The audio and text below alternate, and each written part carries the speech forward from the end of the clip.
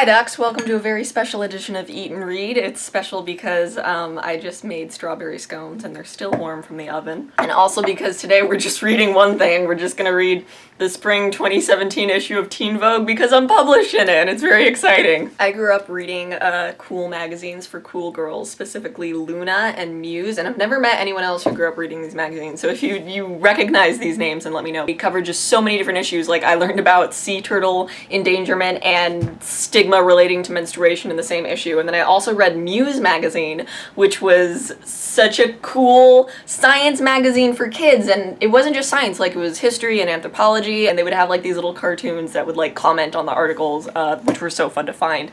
And I honestly blame my weird encyclopedic knowledge of things on Muse magazine. The articles are so deeply ingrained into my cortex that, you know, when I'm like, yeah, did you know that there was a pesticide that caused farmers' pants to spontaneously combust? Where did I learn that? Muse magazine. But today we are reading Teen Vogue. This is the spring issue for 2017. I really love the direction that Teen Vogue has been going in and will continue to go in. Both in terms of like art direction, like they have 3 different covers for each new issue now, which is really cool because like more people will be able to have that, you know, platform and spotlight, but also like their wild political reporting. I mean, like, Teen Vogue has been publishing very important, like, activist-centered articles for the last couple of years, and I'll link to my favorites in the description. But their reporters are awesome, their journalists are awesome, their editorials are wicked cool, so I'm really happy to be published in here. It took me a whole week to track down this issue because I have a subscription to Teen Vogue, but it just hasn't gotten to the house yet, so I went to 5 different newsstands to try to find this issue. Finally found it yesterday. I'm very excited, so let's take a look. This is the love issue too, like they're all talking about relationships and the healthy sexuality. Oh, I'm so happy. And a big part of the direction that Teen Vogue is going in is due to Elaine Weltroff. She's amazing, like just looking at the pictures in this, let alone the written content, there's so many more models of color than I remember ever being there in Teen Vogue when I read it as a kid. I've had this for a day and it's already falling apart because I've thumbed through it so much, but that's my friend Faye Orlove. She runs junior high in Los Angeles, which is such a cool art spot. I love that they have more artwork and like poetry in teen magazines now. I don't remember where I heard it, but there used to be a bunch of poetry and paintings and stuff published in feminist magazines, and then they would run into conflict with advertisers, so it was either like cut funding or cut the artistic side, and like they needed to keep the publication running, so they would have to cut the arts out, which is disappointing, but that's just how it is sometimes, so I'm glad that, you know, it's getting back in there. There's me for like their little poetry contest! And the second place winner that was published on the Teen Vogue website is actually my friend Jamia, so that was really exciting. Like, we both were able to do it, and she wrote hers about her girlfriends. It was like awesome! But when I got the email that I had won the contest in December, I was like 30 seconds away from submitting my final English paper for the term on Turnitin,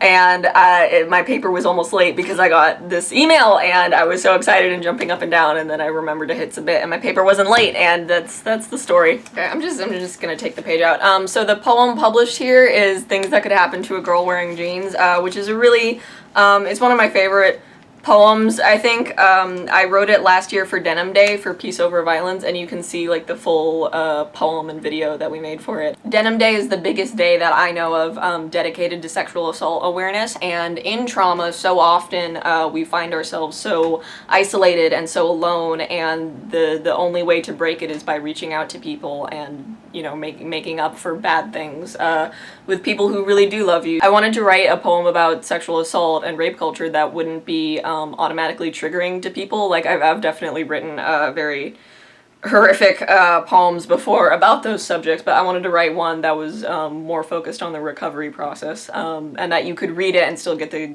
you know, general idea of it without being inundated with harsh images. So it really means a lot to me that they picked this poem to publish in, you know, a teenage girls magazine, because it's about teenage girls, and it's about my friend group and the color blue. Moonlight! Yay!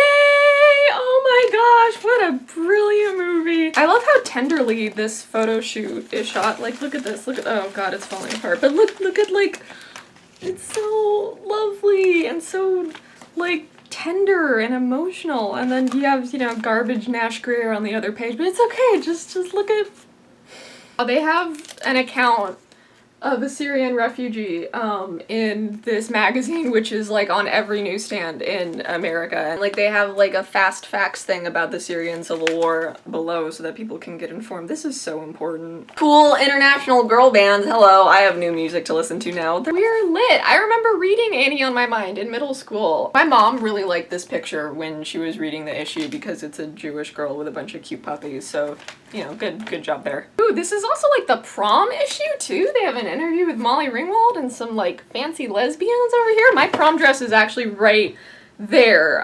My godmother sewed that for my god sister when she went to prom, and then it stayed in the family, and then I wore it to prom last year, and I just haven't put it away from like a full year ago. It's fine. This little beauty segment where they talk about witchcraft is awesome.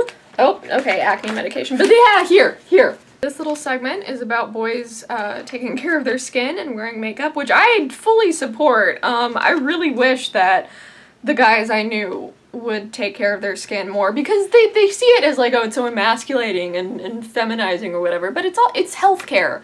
If you don't wear sunscreen, you're gonna get melanoma. Fact of the day is that cornflakes were created to force women into being abstinent. I didn't know that. Thanks, Teen Vogue. A little bit on like diminishing the stigma of female masturbation. Okay, this is also an important thing, is that like they link it with historical sources, which is so important and something that I would like to see more in mainstream feminist content and media, because so often like we just assume that kind of anything before us, it didn't work in the past because we're still dealing with problems today, so, you know, it must not be important. There's just this lack of historical continuity, and I think that, like, if we look back and see how things worked then, and also understand that institutions and systems have existed for centuries, like they talk about, you know, medieval times here, right?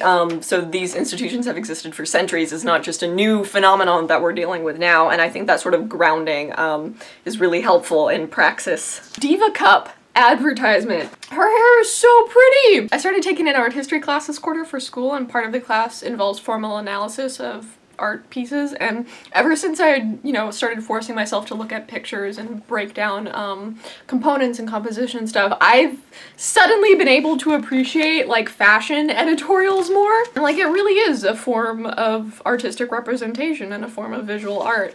And, you know, I think that people forget that or diminish it a lot because it's associated with women. Here they discuss digital detox. Perfect, definitely needed in today's social media world. I think that a lot of discussion of social media in youth, it's very reactionary, and it's kind of responding directly to, you know, older generations being like, oh, those millennials, those teenagers, they're always on their phone too much. So, you know, the obvious reflex to that is like, no, I'm not on my phone too much, and my phone is awesome, look, global community, blah, blah, blah, blah. But also, the internet can be very unhealthy for you, you know, on a physical level of like thumb strain, and also on a, you know, mental and emotional level, and we need spaces to talk about that too. I haven't seen American Honey yet, but Sasha Lane is gorgeous, and she sounds really smart in this interview, so I definitely want to watch it now. Alright, and then the last big thing is Troye Sivan getting interviewed by Hari Neff. Hello. Rock on, my comrades. Okay, and then this is also a good thing. So Troy in this interview talks about how he was able to use the internet as a global community to connect to other gay closeted boys